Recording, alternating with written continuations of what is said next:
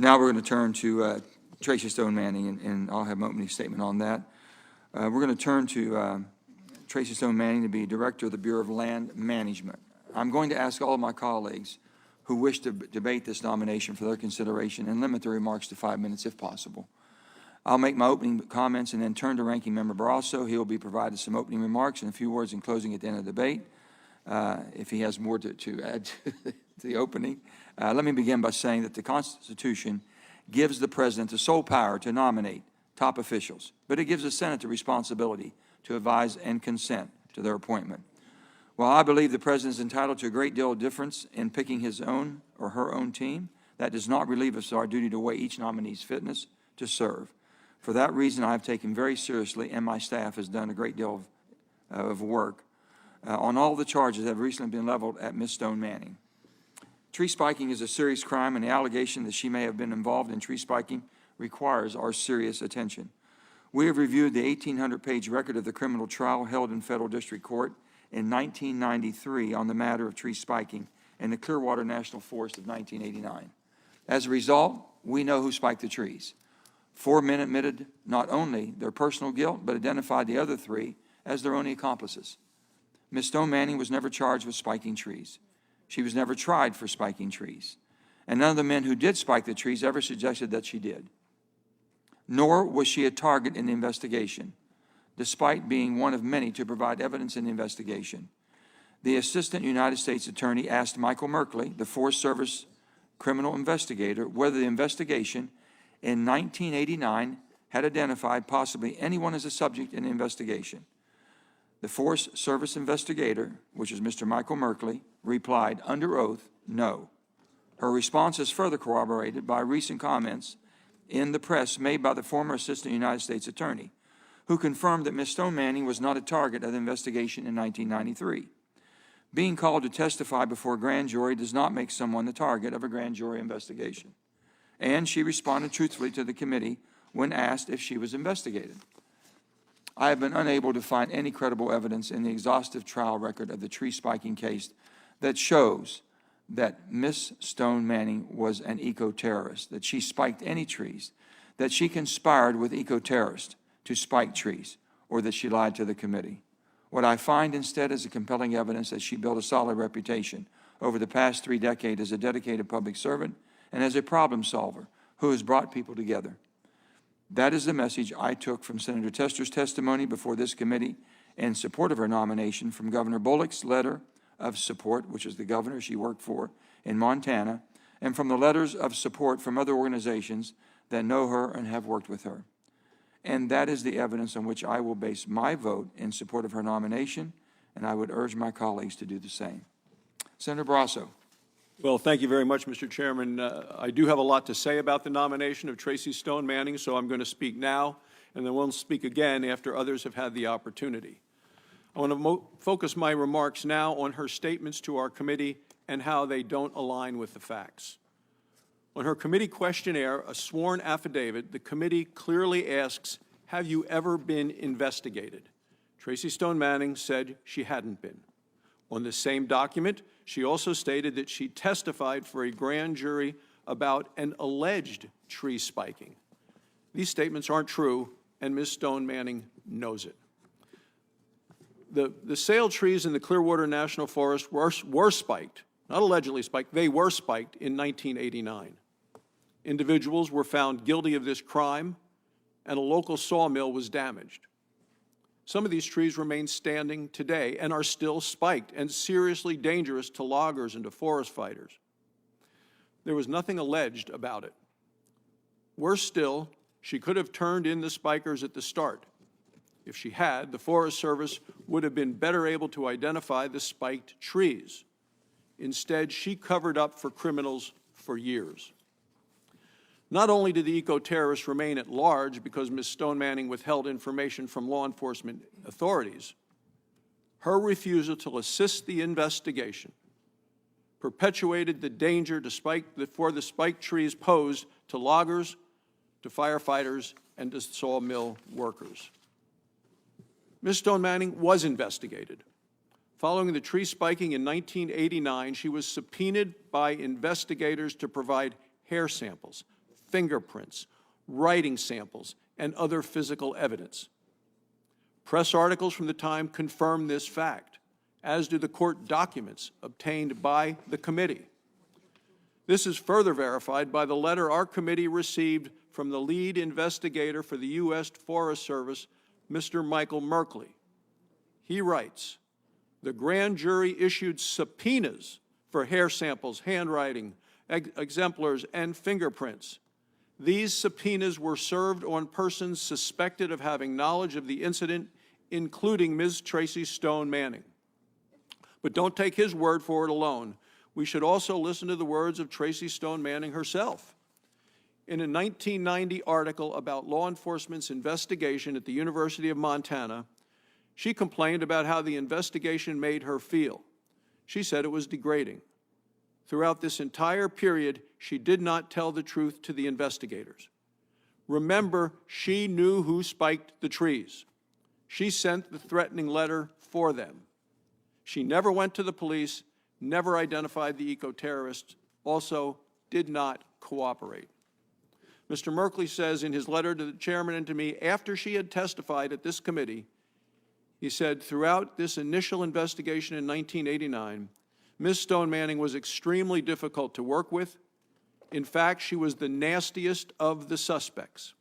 She was vulgar, antagonistic, and extremely anti-government." He goes on to say she refused to comply with the investigation until she learned that she would be arrested if she did not. But the investigation of Tracy Stone Manning didn't end in 1989 with the subpoenas.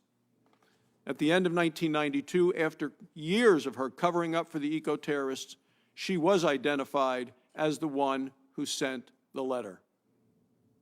Ms. Libram came forward to authorities and gave her name to investigators. Ms. Merkley writes, "As a result of Ms. Libram's testimony, the grand jury sent Tracy Stone Manning a target letter, which meant she was going to be indicted on criminal charges for her active participation in planning these crimes. Her lawyer negotiated an immunity deal where she would testify against the individuals who spiked the trees. In an interview with Ms. Stone Manning published in a 1993 article in the Missoulian, Stone Manning said she could have been charged with conspiracy if not for her immunity deal. She told our committee she had never been investigated. She was subpoenaed to provide physical evidence, was investigated, didn't cooperate with investigators, complained to the press about being investigated, and covered up for the eco-terrorists for years. That wasn't the only lie. In the committee's questions for the record, she was asked, "In any way, directly or indirectly, support activities associated with the tree spiking?" She responded, "No." The lead investigator's letter makes clear she knew of the plan to spike the trees in the Idaho forest in advance. And he wasn't the only one to say that she knew in advance. Mr. John Blount, who was one of the convicted tree spikers, told E&E News she knew about it far in advance, a couple of months before we headed out.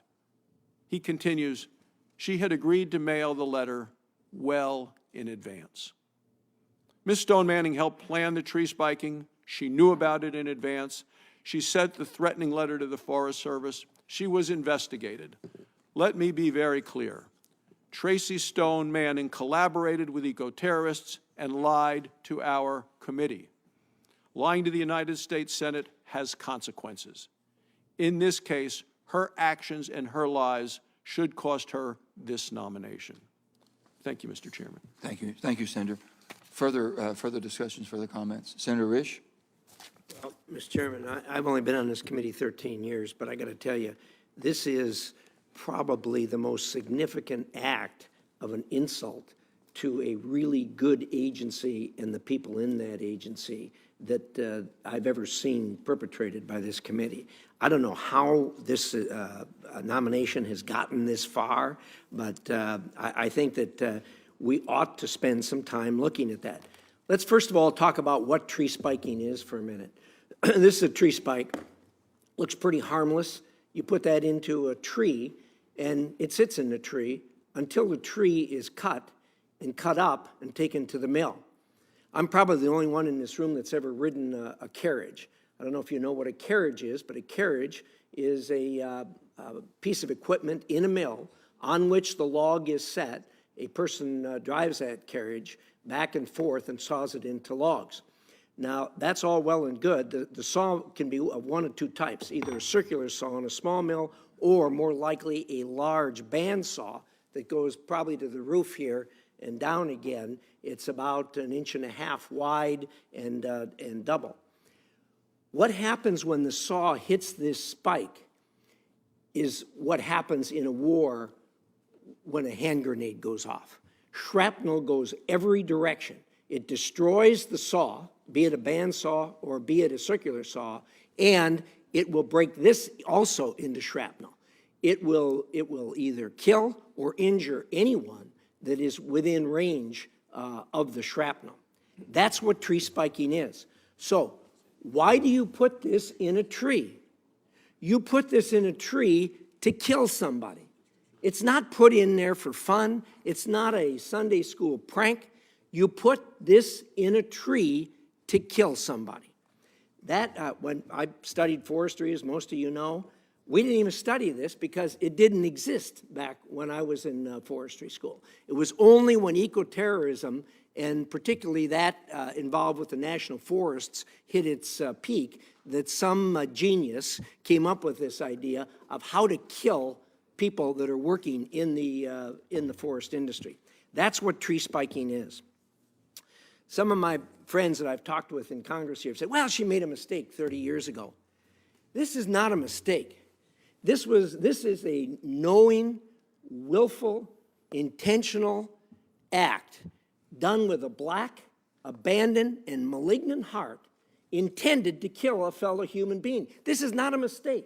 A mistake is when you reach in your sock drawer in the morning and take out 2 socks that don't match.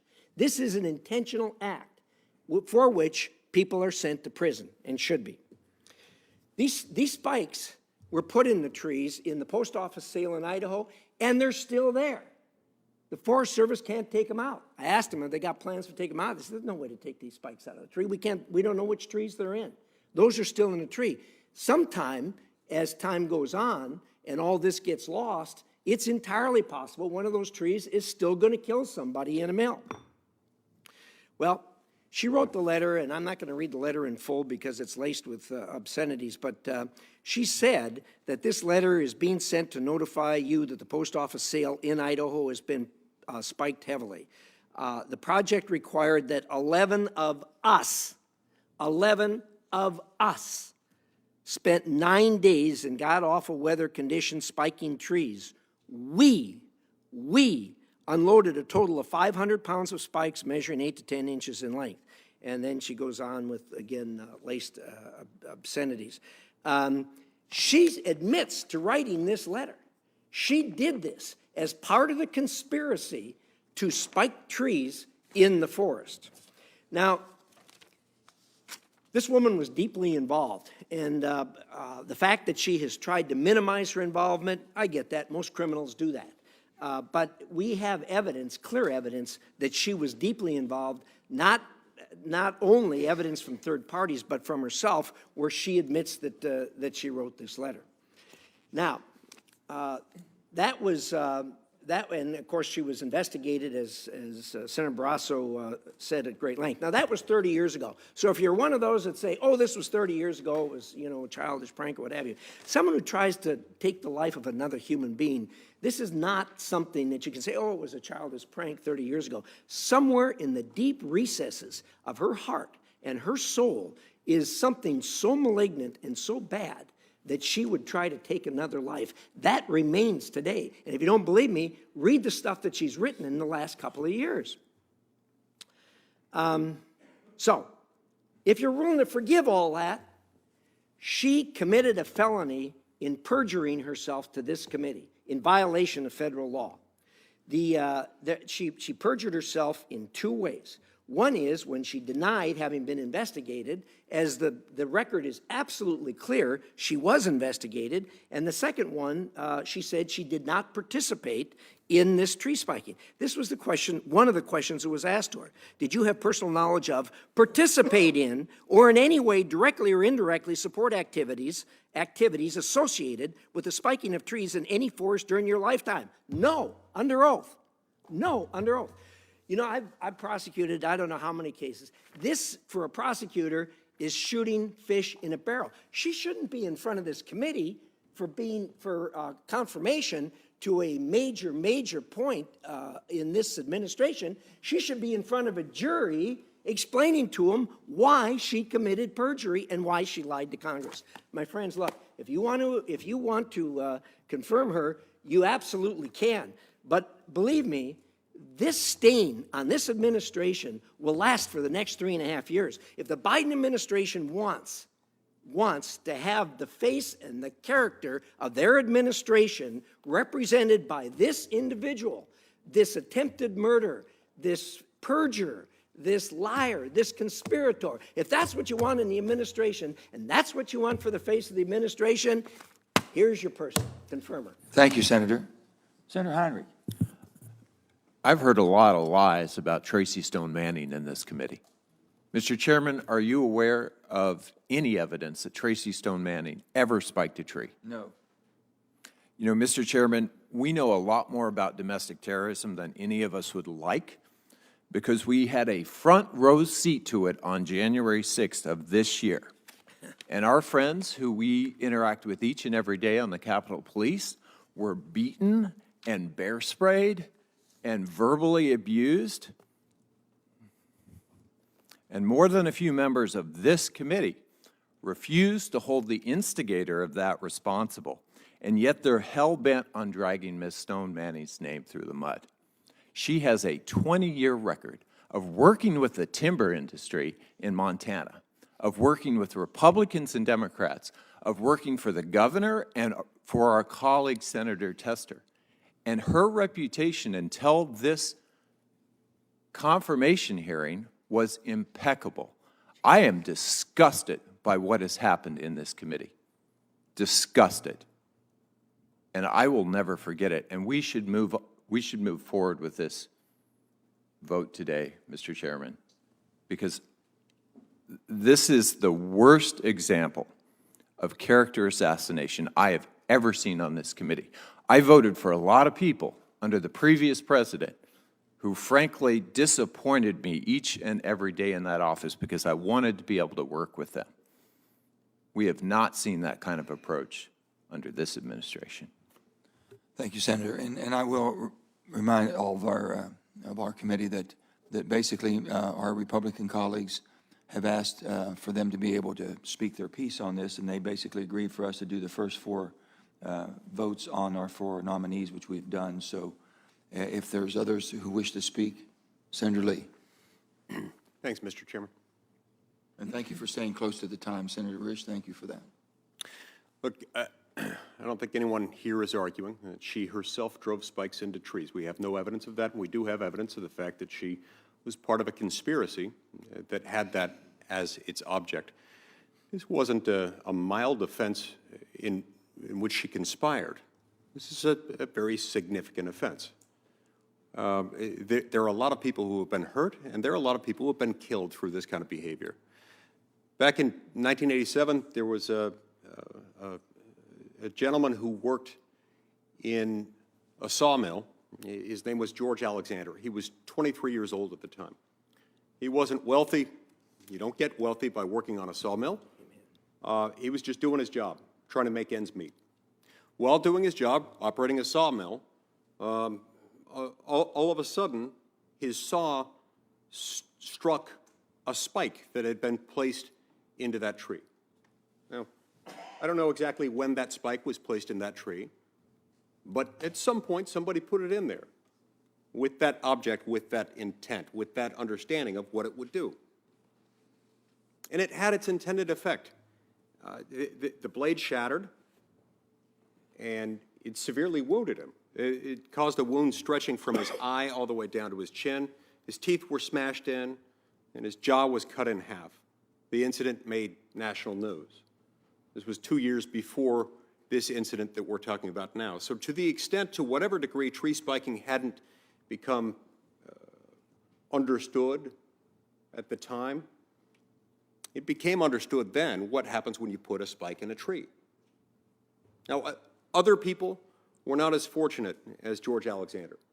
Other people have died. Other people have received worse injuries than he received. But he was permanently maimed and disfigured and endured a severe amount of pain, discomfort, inconvenience, and incapacity as a result of this savage act of brutality. 2 years after that happened, and after that made national news, Tracy Stone Manning did, in fact, yes, none of us are saying that she placed spikes in trees. But when you charge a conspiracy to commit bank robbery, it is not a defense to say that a defendant didn't personally remove money from the bank. Someone who drove them to the scene of the crime, who planned it out, who wrote a threat letter, any of these things can be part of the conspiracy, just as this was.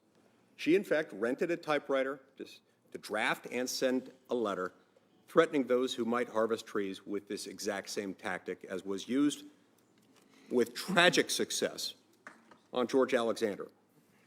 She closed the letter lovingly with, quote, "You bastards go in there anyway," meaning notwithstanding the threats, and a lot of people could get hurt. That is classic threatening language. There's no other way to interpret that. She and her cohorts used overt threats of violence. There's nothing subtle here in order to achieve a political goal. This is the definition of terrorism. Now, when she told the committee that she hadn't been investigated, this simply was not true. It was widely reported that in 1990, Ms. Manning was required to give hair samples, a full set of fingerprints, and writing samples. She did, in fact, receive a target letter notifying her that she was the target of a grand jury investigation. All of these things are verified by her own admission in the May 21st, 1993 edition of the Missoulian, reading, quote, "Stone Manning said she could have been charged with conspiracy were it not for the agreement she reached with the U.S. attorney," close quote. So look, it is apparent that she wasn't charged. That isn't the question before us. She wasn't charged because she decided to cooperate with a law enforcement investigation. Now, I'm glad she did that. She was helpful to the investigation. That is a good thing.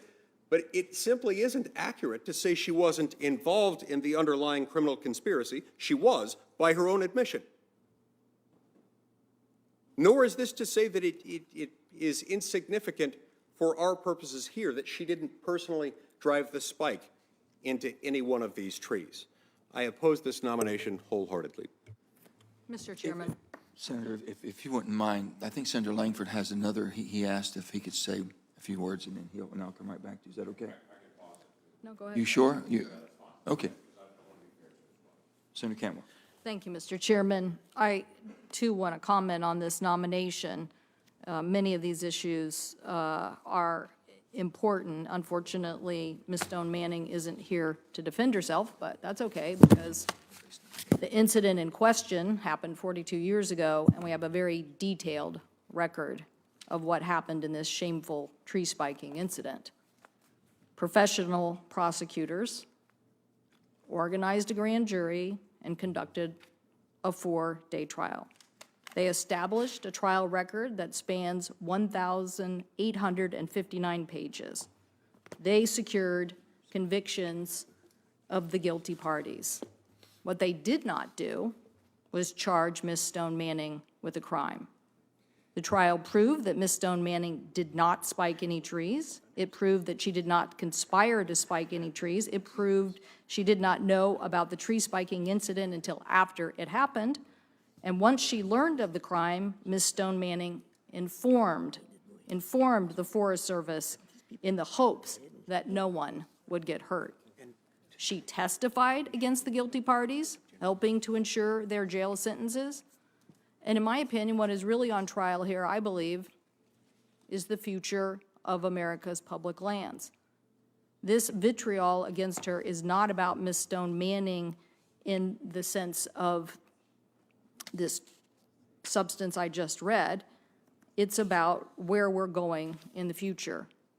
I believe she has been a very successful advocate, advocating for hundreds of millions of dollars to clean up the Clark Fork River in Montana, a Superfund cleanup site. She was a key advocate and worked tirelessly on support for the Great American Outdoors Act, which many members of this committee, including the junior senator from Montana, strongly supported. She championed public lands while working for Senator Tester and Governor Bullock.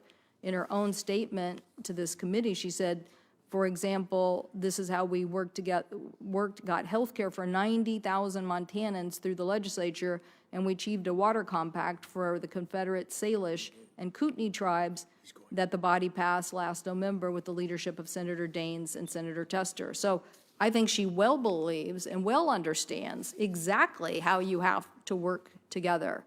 And that is why organizations representing millions of American hunters and anglers support Ms. Stone Manning's nomination.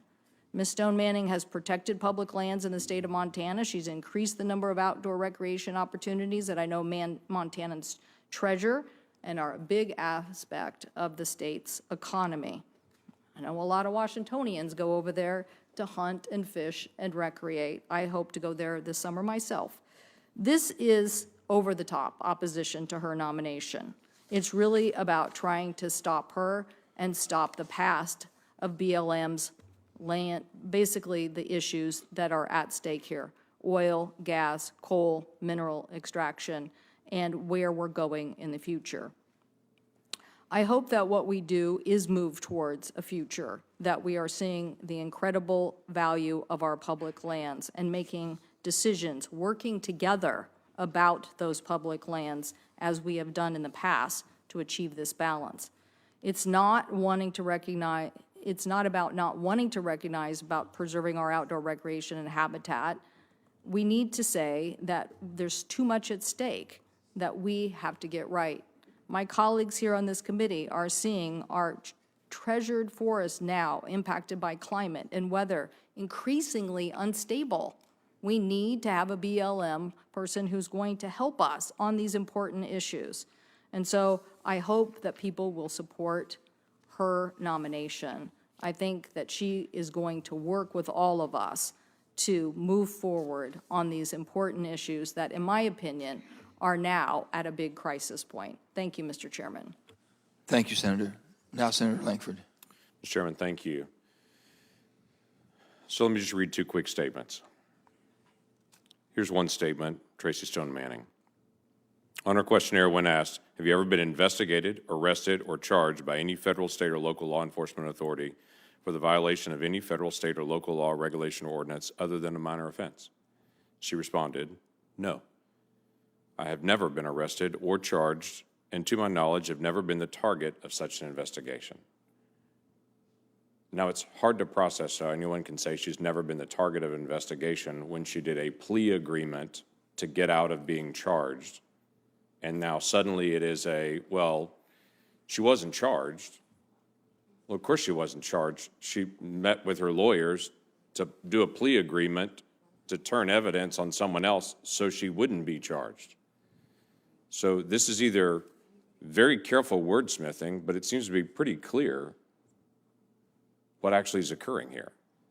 A minimum standard to be able to meet with our committees is honesty.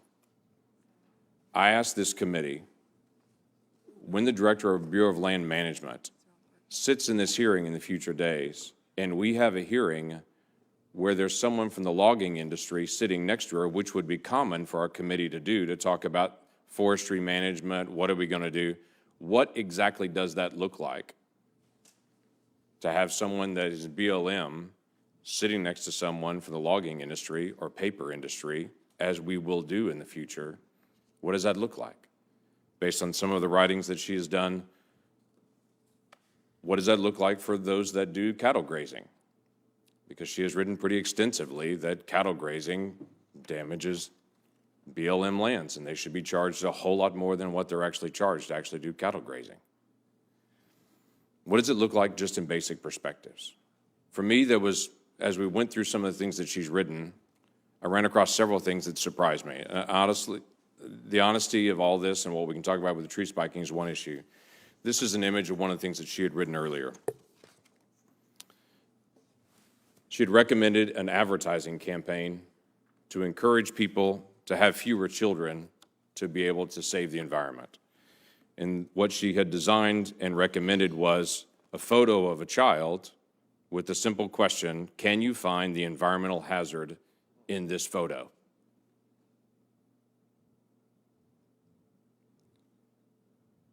To make it clear, below it, she writes, that's right, the cute baby. She wrote this, a population tread lighter still treads. The origin of our abuses is us. If there were fewer of us, we would have less impact. We must consume less, and more importantly, we must breed fewer consuming humans. Now, maybe that's an opinion shared by a lot of people on this dais. I don't share that opinion, that that child is the environmental hazard. I just don't philosophically agree with this candidate. I don't think this is the right direction for us to be able to go as a committee. I do think honesty is important, but I do think the concept of children or the problem that we have in our world is something I do not agree with. So no, I cannot support this nominee. Thank you, Senator. Let me just say to the committee on both sides, the allegations, I have 10 allegations have been made against Ms. Manning, and we have done deep investigations in all those, and I'm happy to share that. I think pretty much everybody's made up their mind, but I'm happy to share that because we truly don't believe the way it's been presented is actually the facts. That's the difference. And we have that, and we can show you that if you care to see that, rather than me rebutting every time. We'd be happy to share. Well, Mr. Chairman. I think we ought to have that, Joe, actually. Yeah, you know. Whatever you all want to do, I'm happy to do it. We got the record where she lied under oath to this committee. How can you turn We that don't on have- its head? okay. You can't. You tell me where you see that she lied. She said, were you investigating? Did you participate in any way? She wrote the letter. She admits she wrote the letter, and she said no. That is a lie. It's a falsehood. Let me just read the facts to you, okay? What you're saying is Ms. Stone Manning lied to the committee when she said she was not aware that she was being investigated and was not a target of the grand jury investigation. Now, Ms. Stone Manning was aware that she was being investigated in 1989. This is basically from Michael Merkley, what you're speaking of, Michael Merkley, who was head. I'm speaking of the document. Okay, that the grand jury sent Ms. Stone Manning a target letter, which meant she was going to be indicted. That's what Michael Merkley said. Here's the facts. Mr. Merkley claimed that Ms. Stone Manning was a target of the grand jury investigation in 1989 is directly contradicted by his own sworn testimony at the trial. He was asked if the investigation in 1989 had identified possibly anyone as a subject in this matter. He replied, no. Basically, the investigation became inactive after I exhausted all of the leads that were developed. All of the leads that were developed. His claim that Ms. Stone Manning was a target of the grand jury investigation in 1993 is contradicted by George Bretzemeter, the former assistant U.S. attorney who prosecuted the case. The prosecutor told Politico that she was not a target of the investigation. That was in 1993. Merkley's claim that Ms. Stone Manning actively participated in planning the tree spiking is further contradicted by Mr. Blount, who said, was she heavily involved in the planning? Did she go put a nail in the tree or anything? Absolutely not. So I'm just saying, we're just reading the facts as we have them. Did she write the letter? She did not write the letter. She typed the letter. Oh, she typed the She letter. didn't write that letter. Did she deliver the letter to the United States Forest Service? The answer to that is yes, The letter she was did. mailed, okay? She mailed But it to she- the you're- United you're States saying Forest. that was her That's words that she mailed. That's a participation in a conspiracy, black and white. And she says, no, she never participated. Who else would like to speak on? Well, first, Mr. Chairman, let me just make a rebuttal about what you're saying, that the lead investigator contradicted himself. The claim that he contradicted himself in his court testimony is blatantly false. There's a Washington State newspaper, the Spokesman Review, even issued a correction after buying the recent Department of Interior's false claim of a contradiction. The newspaper went on, and this is that they said, the original version of this story incorrectly described Michael Merkley's 1993 testimony as contradicting the claim in his July 14, 2021 letter that Stone Manning was sent a target letter by prosecutors. In fact, Merkley testified in 1993 only that his initial investigation in '89 had not identified subjects. And I want this article with the correction added to the record. Thank you, Mr. Without objection. Who else would like to? Mr. Chairman. Let me make, I'm sorry, I'll go back and forth and just see, okay. Skip. Is there anyone on the Democrat side that we should speak at this time? If not, Senator Daines. Mr. Chairman, thank you. Before proceeding with this vote, I am Montana's lone voice on this committee, and I want to provide you all with what I believe is a Montana perspective on the nomination of Ms. Tracy Stone Manning to lead the Bureau of Land Management. Remember, back in some of this back and forth on investigation and so forth, the reason she was not put in prison is because she struck an immunity deal in 1993 based on what happened with this incident. But here's what's important to remember. It was up until just 42 days ago that most Montanans, the Montana State Legislature, the Montana press, and myself were led to believe that in a tree spiking crime that happened years ago, back in 1989, that Ms. Stone Manning was a hero, that she helped put bad people in jail. Mr. Chairman, the Biden administration has repeated this mischaracterization. And unfortunately, just this morning, we've heard members of this committee repeat it as well. But based on new information that we know now, that the Montana State Legislature did not know in 2013 when she went before that body to assume a position in the Department of Environmental Quality under Governor Bullock, we now know that's not true, and that Ms. Stone Manning obstructed a federal investigation for many years. And rather than bring criminals to justice, Ms. Stone Manning assisted and helped evade them for years. For years. We now know that despite telling the press now in 2013 that she came forward on her own volition, Ms. Stone Manning came forward only in 1993, 4 years after she was originally investigated by the FBI in '89, because she'd been caught. She'd been caught.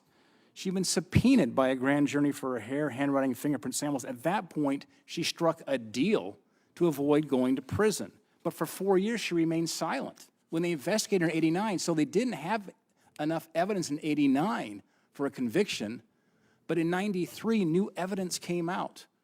And that's when she struck the plea deal. But she obstructed this investigation for 4 years when they raided her home and took hair samples, writing samples, and fingerprint samples.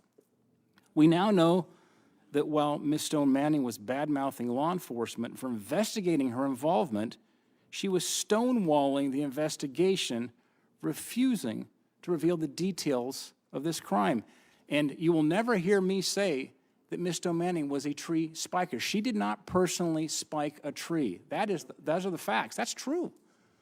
But she was very much involved as part of Earth First with her roommates and others in a tree spiking crime.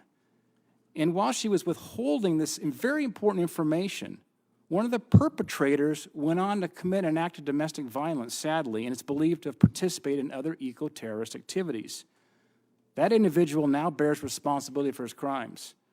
But it's fair to point out that his subsequent acts of violence might have been prevented had Ms. Stone Manning immediately told federal investigators, when asked what was going on in 1989, if she told the truth about what happened when there was extensive investigations going on in 1989. In fact, in front of the Montana State Legislature in 2013, Ms. Stone Manning painted herself as a bystander with no association. In fact, she said there was an individual who handed her a letter. She called this person a strange man. Well, come to find out, that strange man who approached her with that letter wasn't necessarily a strange man or a stranger. It was her roommate. It was her roommate. And someone she described as being in her main circle of friends. They were also involved together in Earth First. Of course, it's an eco-terrorist organization that during these same years were committing abhorrent crimes and making obscene threats. And for years, Montanans were led to believe that Ms. Tracy Stone Manning simply mailed that informing letter. In reality, we've since found out this letter was collaboratively composed. It had been typed by Ms. Stone Manning herself on a rented typewriter. Now, why would you go and rent a typewriter if you're going to write that letter? Because you want to cover your tracks. You want to have it traced back to you. And this letter was made public for the very first time 42 days ago. We didn't know about this. The words that Ms. Stone Manning typed and mailed are explicit. You've read them, you've seen them. It's not what you send if you try to protect people. They're what you send and you try to frighten people. That's what terrorism is all about, scaring people. Ms. Stone Manning misled the Montana State Legislature in 2013, and she's not been forthcoming since, nor has she shown remorse. I think that's another important part of the debate we ought to have on this committee, any remorse. Nowhere in the public record or her responses to the questions for the record does she say in hindsight she should have immediately told federal investigators what she did.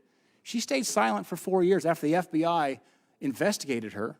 Why did she stay silent? Again, because in 1993, a woman came forward and basically revealed who was involved, and that's when Ms. Tracy Stone Manning knew she had to cut a deal with the feds or she was going to prison. It makes me also wonder what else she isn't being forthcoming about. She's shown absolutely no contrition before this committee or before the Montana State Legislature. We know she wasn't forthcoming to questions about that $100,000 loan that she received below the interest rate without documentation from a wealthy Democrat donor and a real estate developer while working for a U.S. senator. As we know, you're supposed to go to the ethics committee on something like that and get clearance. She stated in responses to questions for the record that she did not consider the loan to the business to be a gift. But all of us know, all of our staff know, we are not the ones who decide whether a loan is acceptable or not. Federal law, Senate ethics rules make that decision for us. To be clear, I believe people can learn from their mistakes and change for the good. Her extremism during her postgraduate studies could very well have given way to a more moderate approach. But the intentional deception, the misrepresentation in Montana for decades, in terms of what we just learned again 42 days ago, has changed the opinion of many back in Montana. The fact she's not taken any responsibility or expressed any kind of remorse at any point cannot be ignored by this committee. President Obama's former BLM director, Bob Abbey, said her questionable past brings needless controversy to the agency and should disqualify her in this role. I agree with that. There's 10,000 BLM employees in Montana and the entire West. We need a director who can garner public trust, bring folks together, and lead with integrity. In light of this new and frankly disturbing information, I will firmly oppose her confirmation. I want to set the record straight, too. There's been a characterization by some saying, well, because she led a dark money group, was part of it against me in the election. I could care less. I mean, we all involved in elections. That just happens. Truly. I would love to have a Montanan as director of the BLM. I really would. And we're trying to find a way here to make that happen. And elections are elections. That's water under the bridge. But this information here is very concerning. I oppose her confirmation. I wish the state of Montana would have had this information this committee has now, because in 2013, I think it's highly likely she would not have been approved as Governor Bullock's DEQ director, but we didn't have the information then. We have it now. So I'd urge you, don't turn a blind eye to her actions and place wildland firefighters, employees, loggers, trying to put food on the table at risk every day in fighting these fires, because we've not seen any remorse with her involvement in these terrible, terrible crimes. And Senator Cantwell, I think you're right. You said it's unfortunate that Ms. Stone Manning isn't here to defend herself. I think it's a fair characterization. I think we should truly, with everything that's come out here, we should bring her back before the committee. It raises a fair point. Let her defend the latest information and these new facts that have come out. Because it's these appointments in, if she moves forward here and gets it'll be probably likely to be a tie vote, but the chairman will bring it to the floor. I think it's very important she's allowed to set the record straight, and I would ask that she would have a chance to have another day in court, come back here, and let's have those discussions. Anyway, I urge my colleagues to join me in opposing her nomination. Mr. Chairman, thank you. Thank you. There's a couple things I need to reply to, and I think the committee needs to hear. The allegation of Ms. Stone Manning escaped prosecution because she was given immunity in exchange for her testimony. The facts as we have them. Ms. Stone Manning was given limited use immunity. Use immunity means that her testimony cannot be used against her in a criminal case. It did not bar the government from prosecuting her based on someone else's testimony. If Blount, Fairchild, Merkley, Lilliburn, or anyone else had come forward with any credible evidence against Ms. Stone Manning, their testimony could have been used against her, but no one did.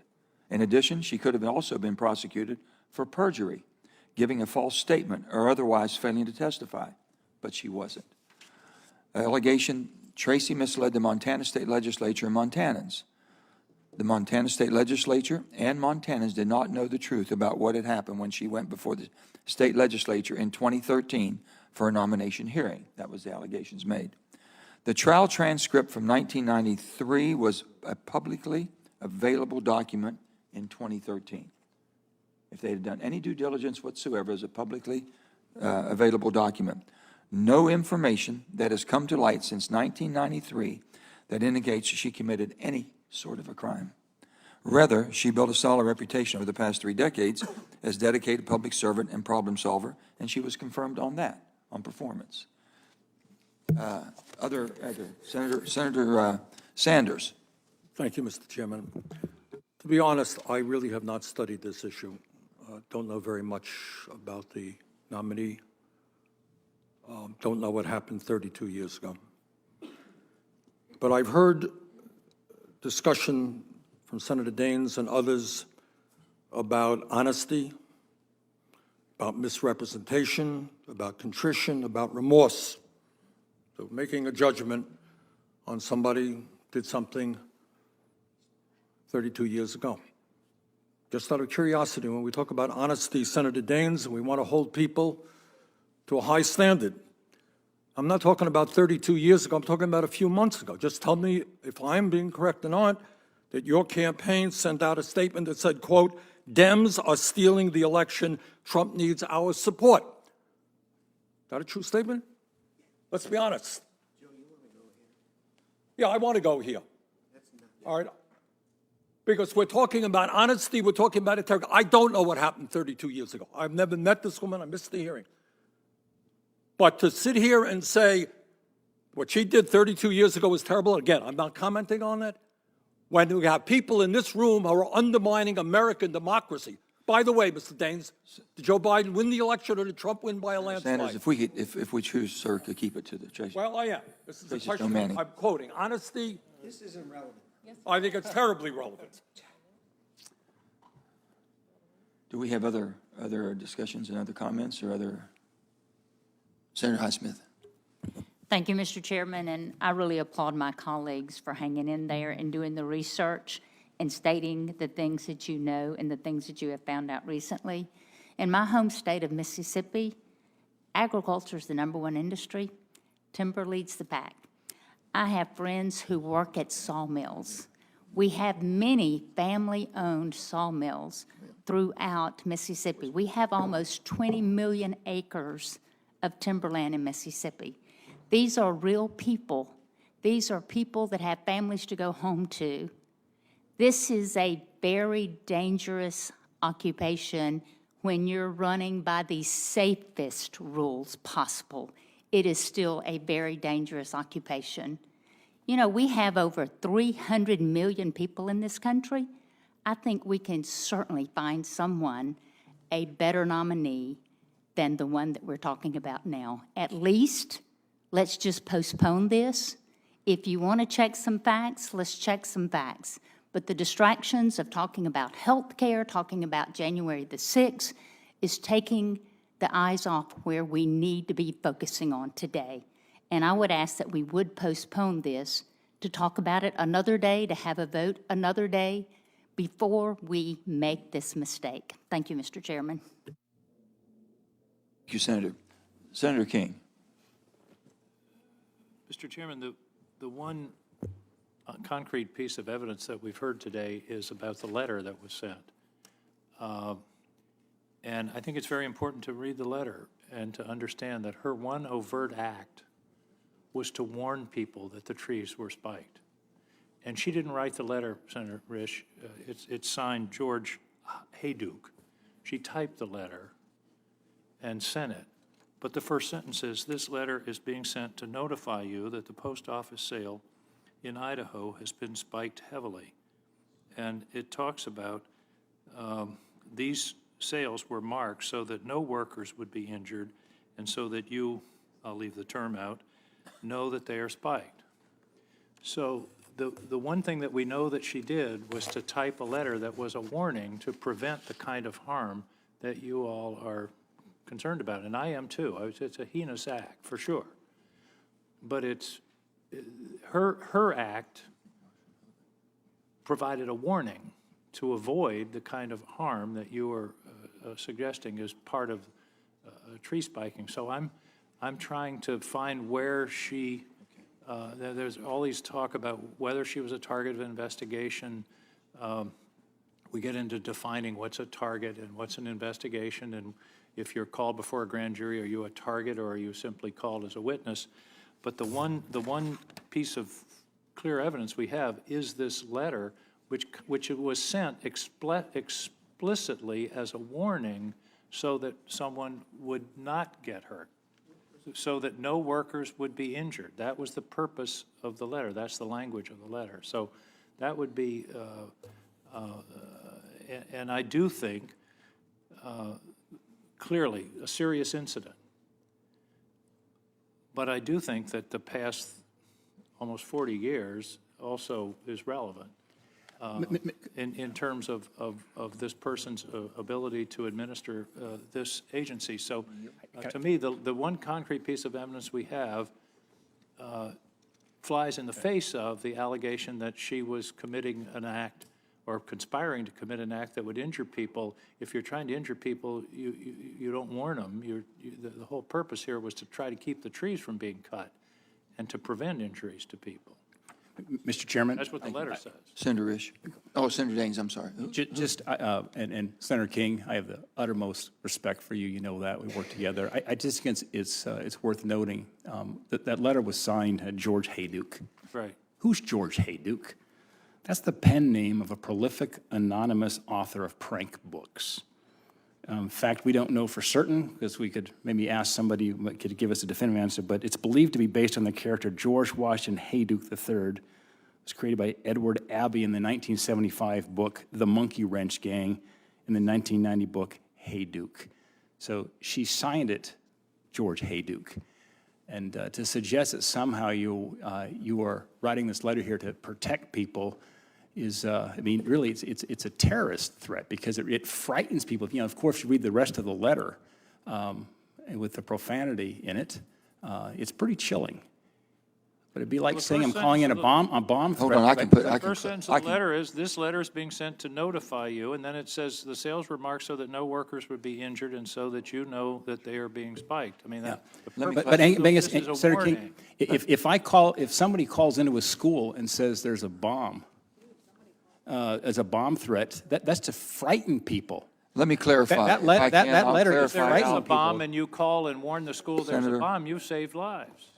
Let me just say, of course, Ms. Stone was working with eco-terrorists. She wrote the letters, what's being alleged. And you also go to jail for that if you call Ms. it a bomb Stone threat. Manning did not write the letter. She retyped the letter that Blount gave her.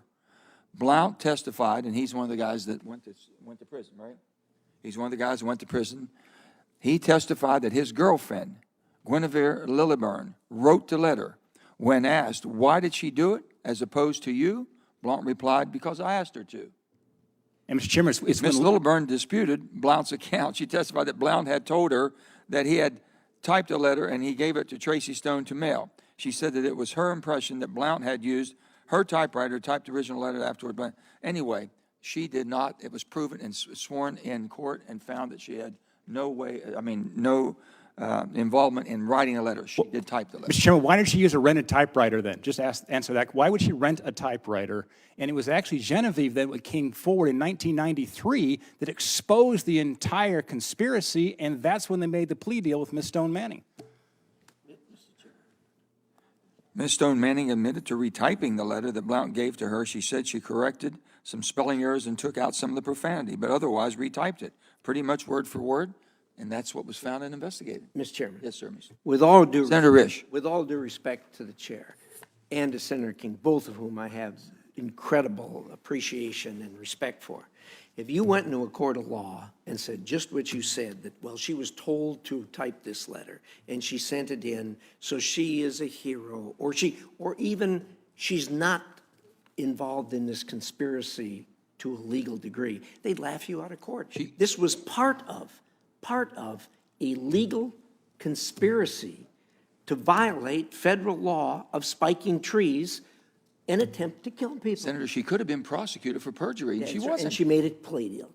She was not immune. She was not immune from perjury. She was not immune from being prosecuted for perjury. That's true, but she would have been had she not agreed to testify against these other people. Let's vote. Let me tell you, Look, this you is guys a good, want this? this is a good discussion that we haven't had like this for a long time. Mr. I Chairman? appreciate it very much, and I think now, do we have any other Democrat wants to speak real quick? If not, think about it, we'll come back to you. Senator Marshall. Thank you, Mr. Chairman. Obviously, a little bit emotional today, and I think back home we'd call this a skunk fight. And we know where the skunk is coming from right now. I do have one comment to make, with all due respect, that it'd be my opinion the greatest character assassination that this nation has ever witnessed, and I know was not in this committee, was the trial and hearing of now Supreme Court Justice Brett Kavanaugh. That's what character assassination really looks like. I think there's viable evidence here that this young lady has a checkered past, and I don't know why anyone would want them in their inner circle. It's clear to me that the controversy surrounding Miss Tracy Stone Manning's nomination have shown she's not qualified for the job. During this hearing process, I personally asked her many questions and have sent her questions in writing about the $100,000 loan provided to her by the Montana land developer and Democratic donor during her time as a congressional staffer. Senate ethic rules and federal statutes prohibit Senate staff to accept gifts greater than $250, including a loan, unless a waiver is granted. By Ms. Stone Manning's own admission, she did not consult with Senate ethics about the loan. She did not disclose the loan to the Senate ethics. She did not seek a written determination that the personal friendship exemption applied, and she did not receive a written determination that the personal friendship exemption applied. Unfortunately, Ms. Stone Manning has also been unable to provide any written documentation of the terms of the loan, the schedule of the payments, the actual payments, or any other relevant documents. We can only rely on her contradictory statements from the hearing and her vague responses to our questions submitted for the record. Many of her answers only lead to further questions about the legality and morality of accepting such a large loan. So we did give Ms. Stone Manning the question. She sent us back some answers. They were incomplete. The ranking member, Dr. Barrasso, then sent her more questions, and we've yet to hear those back. But if she were here, these are the questions I'd ask her. I can correct that one for you, too, whenever you want me to on the loan. Okay. Number one, why did you receive a 6% interest rate on your loan from Mr. Goldberg when the prevailing interest rate was higher? And why did you not consider this low interest rate to be a gift or a conflict of interest since you were serving as acting state director to a U.S. senator? Number two, how did you think only paying interest annually was not considered a type of preferential treatment? Do you know of any banks that would only require interest payments year after year? Number three, why did you make any efforts to comply with Senate ethic rules after you completed your federally mandated Senate ethics training to ensure that this loan was not an illegal gift? Last question I would ask her, did you disclose your loan to your employer while working for the U.S. Senate as Director of Montana Department of Environmental Quality or as Chief of Staff to Governor Steve Bullock? And I'll close by saying this. It's hard to imagine that such a large real estate developer and political donor would not have obtained some type of preferential treatment by Mrs. Stone Manning when she held a prominent roles in government. The bottom line is this type of dishonesty should be unacceptable and is one of the many issues that should make rational people question her integrity in a position of power. I yield the remainder of my time. If I can respond to that, I'd be more than happy to on her accepted improper below market rate loan. Ms. Stone Manning disclosed on her committee questionnaire that a personal friend loaned her between $50,000 and $100,000 in 2008 at a 6% interest. If you want to look up the rate on what the commercial rate was, it wasn't much different than 6%. but that was below commercial rate, as people had stated. She further disclosed that she paid off the loan in full in 2020. Although the interest rate on the loan was below the rate charged by commercial lenders, but not much, it was well above the applicable federal rate established by the IRS. Under federal tax law, a personal loan is not a gift, even if the interest rate is less than the prevailing market rate, which this wasn't, so long as the interest rate paid on the loan is equal to or greater than the applicable federal rate set by the IRS. Moreover, the friend who loaned her the money was not a lobbyist, and there is no evidence that he loaned her money because of her official position at the time, or that he ever sought any favors, special consideration from her because of the loan. As Forbes has reported, there is no evidence that she did anything untoward in securing the loan or in using her official roles to benefit her creditor. In fairness, though, what you just quoted there doesn't describe the rules for a Senate staffer, which are different than a civilian. And she was a regional director at that time, by the way, not just, a low-level staffer. And second, she paid off the loan. I think this applies to us, too, as senators, the applicable federal rate. I'm talking about, though, that you need to get clearance from the Ethics Committee on something like that. Yeah, but I mean, we have to pay the applicable federal rate or above. Right, We get a but loan. the point is, it was never clear to the Ethics Committee, and second, that loan was paid off right after the election, probably with anticipation that maybe there's a job for her in Washington, D.C. Well, sometimes it took 12 years. Okay, so most loans are longer than that, but she paid it off in 12 years. I just want to clear the facts as we have them here, that's all. She paid it off after the November election. Okay. So let the facts state, please. Well noted. Any other comments by our Democrat colleagues? If not, do we have Senator Murkowski? Senator Hovind, you? Okay, Senator Murkowski. Mr. Chairman, I have missed what some have described as fireworks, or as I came in, Senator Marshall referred to it as a skunk fight. We don't have skunks in Alaska, so I'm not really quite sure how skunks fight, but I'm sure it's not pretty. And it's been unfortunate that that at the committee we've been engaged in this back and forth. But the fact of the matter is, as I see it, is that the actions of the nominee some years ago with regards to her engagement with this act of tree spiking eco-terrorism is really, really disturbing.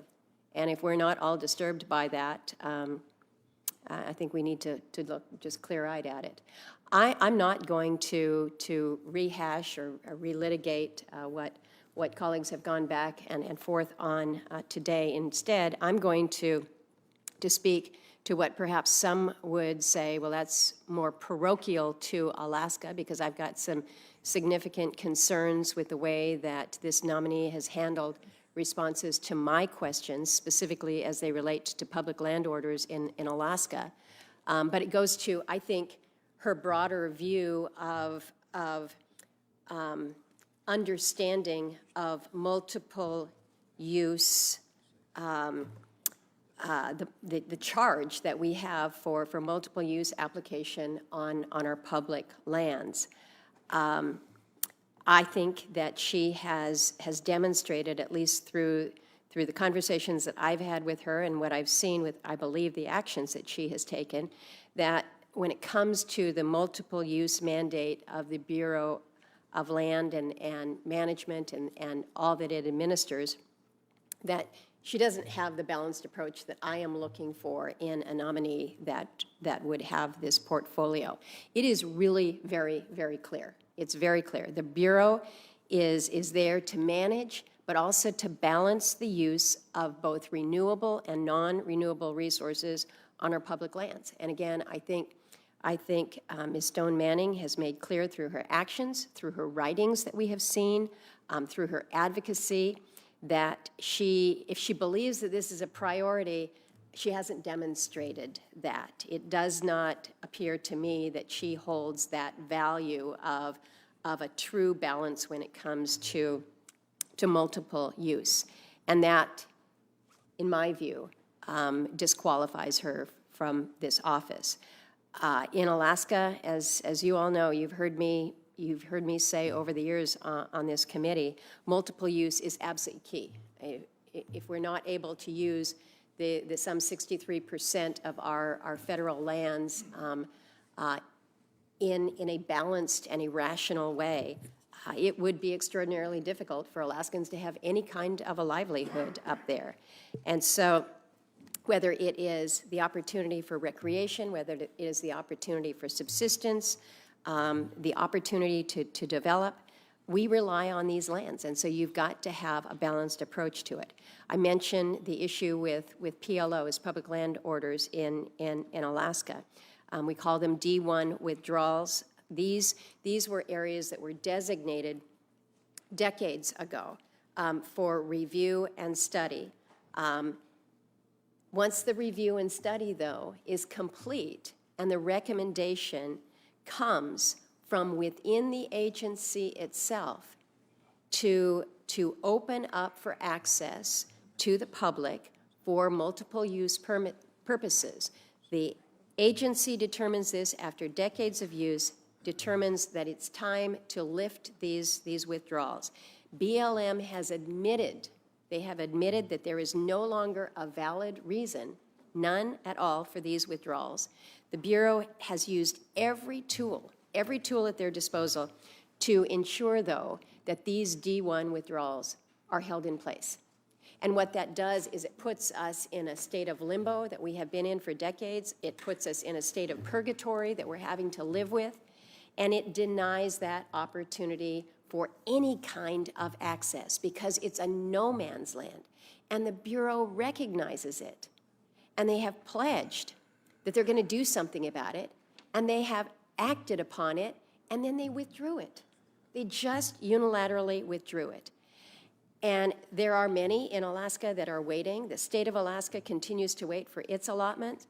But members will remember that last year, 2 years ago, we were able to finally advance through this committee a way to resolve the long overdue commitment that had been made to Alaska Natives who had served in Vietnam, that they were finally going to receive their allotments. They weren't able to claim them at the time that these were open for selection because they were serving their country in Vietnam. These are Alaska Natives who serve per capita on a higher basis than anybody else out there. They were denied their allotments. They come back after the war, and there's not been a process that was there for them.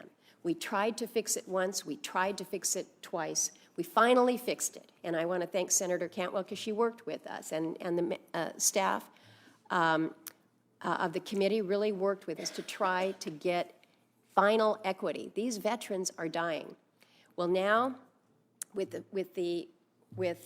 I believe, under the direction of this nominee and others within the department, they have effectively said, you're going to have to wait longer. That what we passed into law to provide for that equity, we're going to have to wait longer because these withdrawals, we're going to continue in place indefinitely. So I can't in good faith support this nominee for that reason that is very, very directly related to my state, but I think it goes more broadly to how this nominee views multiple use of our federal lands. And with that, Mr. Chairman. Thank you, Senator. And let me just thank the entire committee. I think you all have been extremely vigilant on this and respectful, and it's been civil. And I appreciate that very much. And everyone's pretty much stayed to their times, and I appreciate that also. And with that, it's closing now. Senator Brasso will have his closing statement. I'll have a brief statement, and then we'll vote. Thank you very much, Mr. Chair. I just wanted to point out for clarification on this George Hayduke, who had signed the letter. Remember, fictional character from a book called The Monkey Wrench Gang, an environmental activist. It had been if it had been signed by Johnny Appleseed or Paul Bunyan. So it's not an individual. She typed it and sent it, and you can describe whether you think it's a warning or a threat. The PS is, you bastards go in there and a lot of people could get hurt. I view that as a threat. And the person who apparently gave her the letter to type, John Blount, was interviewed last week by E&E News, to which he said, She knew about it far in advance, a couple of months before we headed out to spike the trees, and she had agreed to mail the letter well in advance. So that, to me, is the threatening letter. But, Mr. Chairman, we've heard a lot today about how completely disqualified Tracy Stone Manning is to run the Bureau of Land Management. Look, as you've heard from so many of our members, this is a critically important agency, especially for those of us from Western states. People from the East Coast don't know what Bureau of Land Management is because it isn't applying here in the East. It manages almost 1/8 of the land mass of the United States. The Bureau of Land Management is responsible for more than 18 million acres of land in my home state of Wyoming. It's more land than the entire state of West Virginia is under the control of the federal government in Wyoming.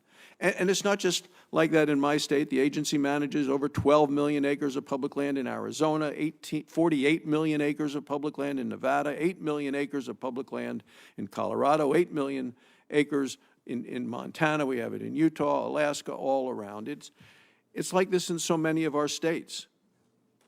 This agency is also responsible for hundreds of millions of acres of mineral land below the surface, and it is critical to America's energy independence.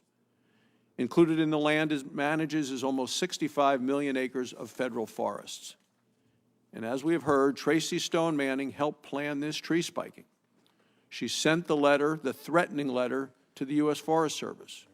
She did not cooperate with federal investigators, only testified when she received immunity and lied to our committee about it. We've heard about the organizations that support her. Well, the Dallas Safari Club and the Houston Safari Club, which each represent thousands of outdoorsmen and women, they've reversed their support, and now they publicly oppose her nomination. This isn't just about groups that work with the agency or even the people who enjoy our public lands. It's about all the employees of the Bureau of Land Management. How can the men and women who work at this important agency respect Tracy Stone Manning, knowing she threatened their colleagues at the U.S. Forest Service? President Obama's head of the BLM agrees and now opposes her nomination. It's not clear her radical views have changed. And I say that because in 2018, in an article about Western wildfires, and we've had debates in this committee of what we can do to prevent Western wildfires, her husband had some thoughts. Her husband in 2018, he's Richard Manning, he wrote in Harper's that firefighters should let homes built in forests burn. He said, "There's a rude and satisfying justice," he writes, "in burning down the house of someone who builds in the forest." Now, Ms. Stone Manning cannot be held fully responsible for the views of her husband or can't be held responsible for those things. But last September, she endorsed them by calling, in a tweet, she called her husband's comments of "there's a rude and satisfying justice of allowing homes to burn down, a clarion call." This isn't 30 years ago. This was 10 months ago. Tracy Stone Manning endorsed her husband's call to action that homes in our forests should be allowed to burn. We cannot let her lead an agency responsible for fighting forest fires on federal lands.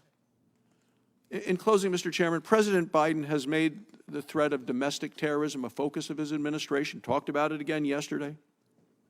His National Security Council recently released a strategy to address domestic terrorism, which specifically includes the threat of domestic environmental terrorists. This is President Biden. How can we confirm someone who admitted to conspiring with terrorists? Each of the senators on this committee needs to consider carefully if they want their names associated with Tracy Stone Manning.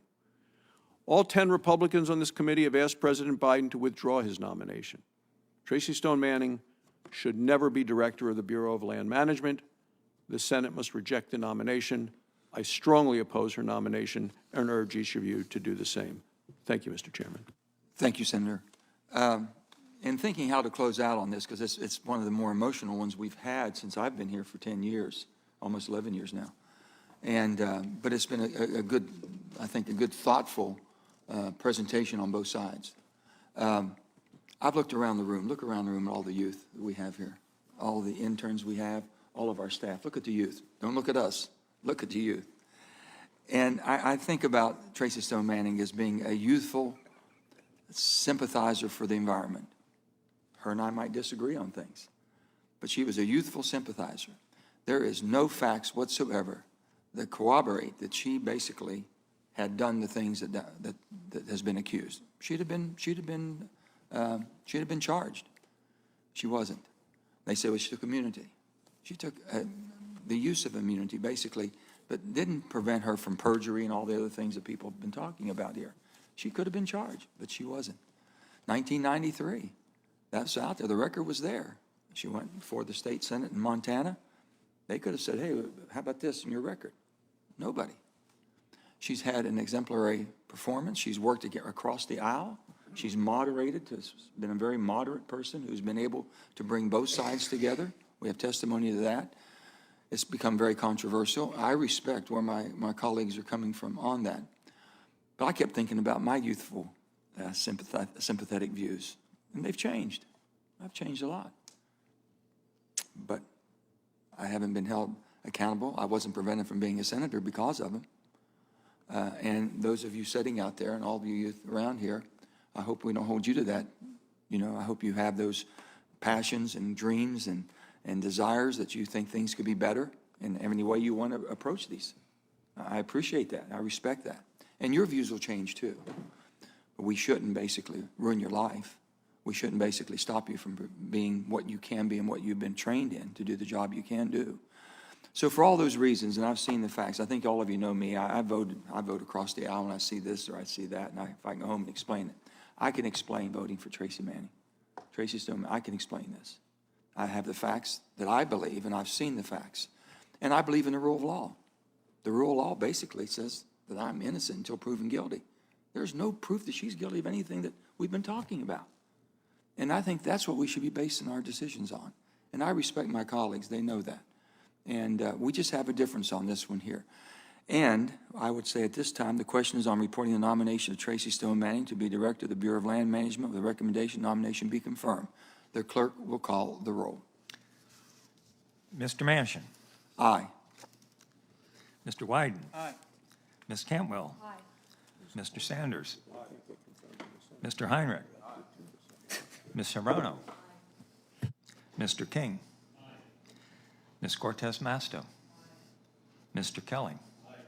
Mr. Hickenlooper. Aye. Mr. Barrasso. No. Mr. Risch. No. Mr. Lee. No. Mr. Daines. Ms. Murkowski. No. Mr. Hoban. Mr. Langford. No by proxy.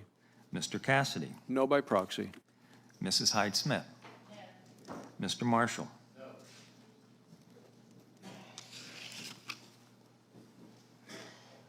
On this vote, the ayes are 10 and the noes are 10. The committee being equally divided on this vote, it becomes my duty under Senate Resolution 27 to transmit a notice of the tie vote to the Secretary of the Senate, after which the majority leader may make a motion to discharge the nomination, and if the motion is agreed to, place the nomination on the executive calendar. This concludes our business before the committee. The committee stands adjourned.